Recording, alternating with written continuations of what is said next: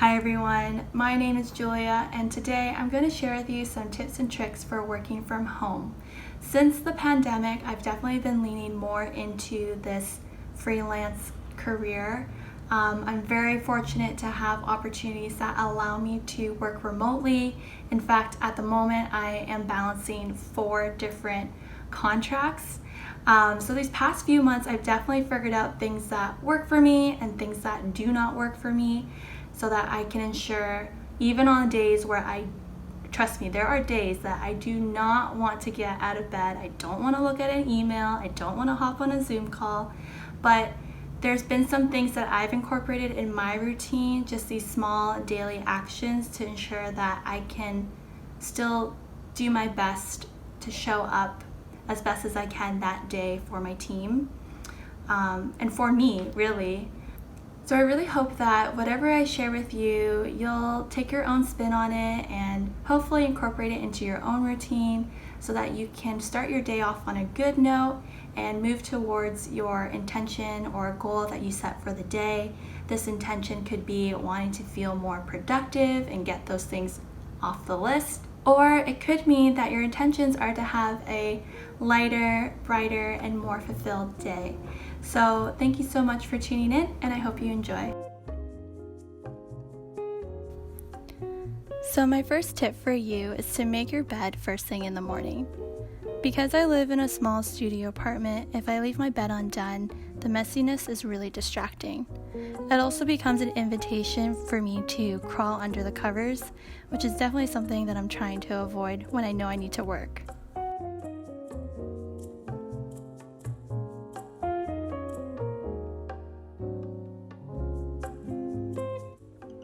My second tip is to drink warm or room temperature water as you wake up. This is also a reminder to stay hydrated.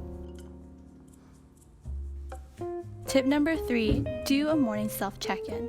This is where I try to gauge what my capacity level is at and what do I need in the morning. Do I want to do a 5 or 10 or 15-minute yoga practice or no yoga at all? That's okay too. Number 4 is to change into clothes that make you feel good. Today I was feeling pretty groovy, so I chose an outfit to reflect that feeling.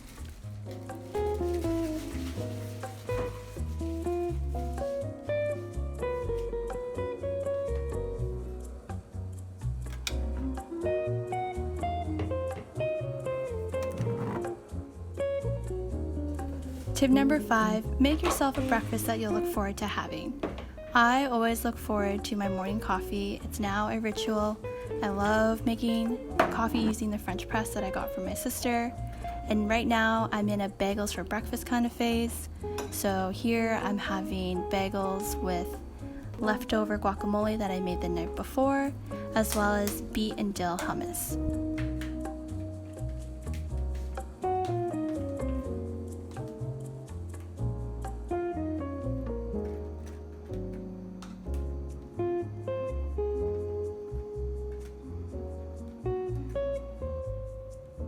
So while I'm munching on my breakfast, I'll start to check my emails. Since I'm working multiple contracts and each contract has their own corresponding email address, it's really important that I check these emails once in the morning and once later on in the afternoon. My next tip for you is actually to create and maintain your own set of office hours. So I try my best to only check these emails Monday through Friday, and I don't check beyond the evenings except for contracts on the West Coast. And I have a no emails on the weekends rule. If there's anything that says urgent in the headline, of course I will attend to it. However, if it's not, I know I will get to it in the morning. It won't be the end of the world.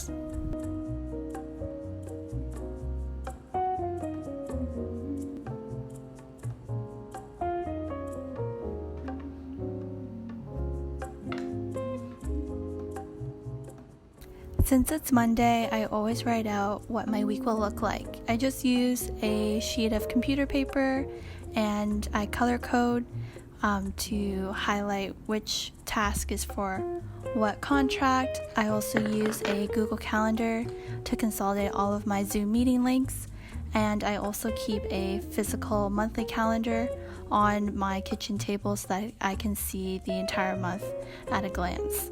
This is what works best for me, but I really recommend that you plan and write out your week. Here I'm prepping for a meeting. I'm just reviewing past meeting minutes, seeing if there were any action items I may have missed, reviewing the agenda. I also grabbed my glasses because now your girl really needs them. It's been a hot minute since I've gone to the eye doctor. But I know that if I have to be quote unquote on during the meeting, I don't know why I said quote unquote. If I have to be on camera, I try to sort of jazz myself up, so having that really yummy breakfast beforehand and this cup of coffee made me feel ready to go into this meeting and just be very present as much as I can.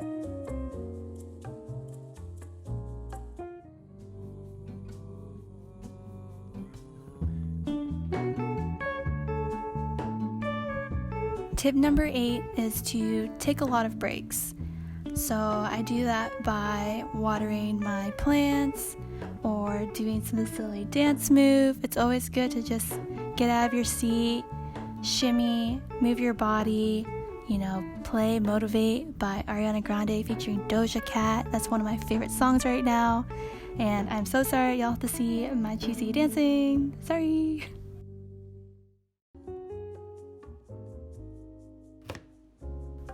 So usually I will cook more intensive meals, I guess you can call them that, for dinner and not so much for lunch. But since today my meetings were really spread out, I had a few meetings in the morning and then more later on in the evening, so the middle of the day was quite open. I decided to make this honey roasted sweet potato and kale salad from Good Foods. And my tip for you is that when you're cooking, try your best to make sure that you have leftovers at least for another meal. So this salad had enough servings for me to have leftovers for dinner, so I didn't have to worry about it.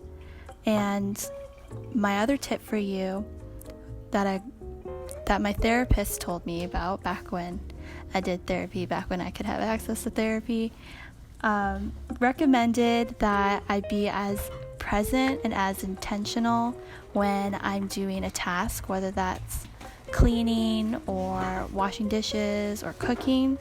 And I really enjoy cooking, so this time was very nice and calming for me. I love handling all the different types of vegetables, feeling their texture, hearing all the chopping noises.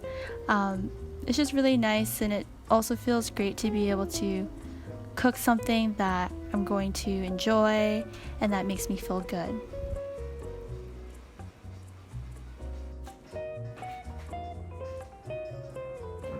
So while I'm eating on my fairly long lunch break, if you will, I like to just catch up on some YouTube videos I'm watching where I live. And I also just like to play Animal Crossing to decompress. Yes, scroll on social media, or I'll call my partner because we're long distance. So just do what you can to decompress, especially on your breaks, and don't feel bad about it.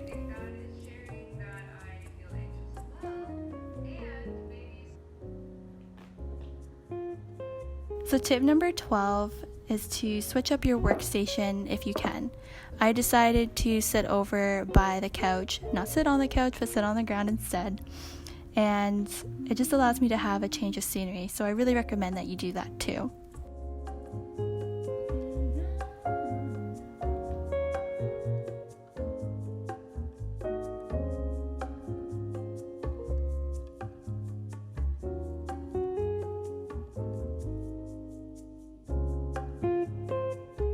Tip number 13 is to make sure that you have snacks throughout the day. And tip number 14 is to celebrate those small wins, like I'm doing right here. So, I don't know, there's a glare in my glasses, there probably is. But while I wait for my footage to transfer, I wanted to share that I noticed right after lunch my mood and my energy just completely took a dip. Like it just plummeted, and I wasn't feeling motivated anymore. I didn't feel like I had the most productive mornings, which is really ironic because this video is about, tips and tricks of working from home and readjusting to this lifestyle and leaning more into what it means to do freelance work for myself. Every day, it's so cliche, but every day looks a little bit different, and I'm finding it really hard not to compare each day. Does that make sense? Like yesterday I had a really bad day, but the Saturday before, fantastic. Even though I didn't do as many things on my list as I usually have during the week, I just felt that I was really creative and I was really productive in that sense that I was nourishing my soul with this creativity. And then Sunday rolled around and I tried so hard to be creative and I just kept getting all of these roadblocks. Today, I got through what I needed to get through, but sometimes I feel that I'm not doing enough work because my meetings are so spread out. It's not a normal 9 to 5 job. I know this is when I'm working between these hours kind of thing, and getting to set my own schedule and work around it is very freeing. But at the same time, sometimes I feel like, oh, am I scheduling too much downtime? But then I forget that I have 2 or 3 meetings in the evening because some of my contracts are on West Coast time. So it's a really weird kind of wraparound, and I have to remind myself that I am working. I'm just not working in the traditional 9 to 5 like most people are, and having to remind myself to not compare my productivity to others, but most of all, not compare my productivity to yesterday Julia or even Julia before the pandemic, because the amount of work and pressure that I was placing on myself before the pandemic certainly was not helping my mental health whatsoever. But don't think that everything that happened today was fine and dandy. That doesn't happen often.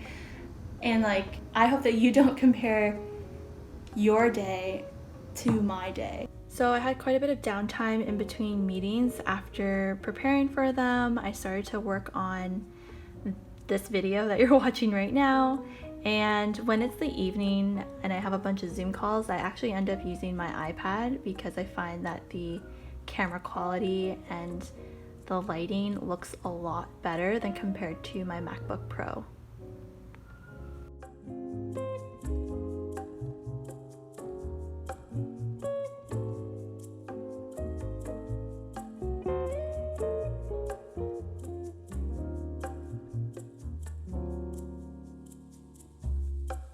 I have one more meeting this evening. I'm just gonna make some hot chocolate. It's pretty late. I thought about showering before this meeting, but I didn't really want to be in my cozy pajamas because then I'll associate it with work, and I'm really trying to create as much separation as possible between work and downtime. So for hot chocolate, I'm gonna use this. Add in a few scoops. Tip number 17 is to treat yourself or have something to look forward to at the end of the day. So since I had such a late meeting, I decided to make myself some hot chocolate, and it really made me feel better going into the last meeting of the day. I'm also gonna throw in a bonus tip. Yes sirree. If you don't have to be on camera, I hope that you and your team can establish some sort of ground rules or community guidelines, especially, or if you do need to be on camera, just normalize like drinking water or having tea or having coffee on camera, or needing to eat or stepping away for a bio break. Like, just because we're working at home, it doesn't mean that we can neglect that time to ourselves or neglect these breaks. Working from home doesn't mean that we can all of a sudden now do all of these meetings. No, you still have a threshold. And so knowing that and being mindful of that for others too, it's a difficult time. We're all doing the best we can, and you're doing the best that you can. So please remember that. You're doing great, sweetie. So I just finished my last meeting of the day. I'm gonna go shower, gonna put on some cozy clothes and enjoy the rest of my evening. Thank you all so much for watching and for joining me on this Monday day in my life. Until next time, bye.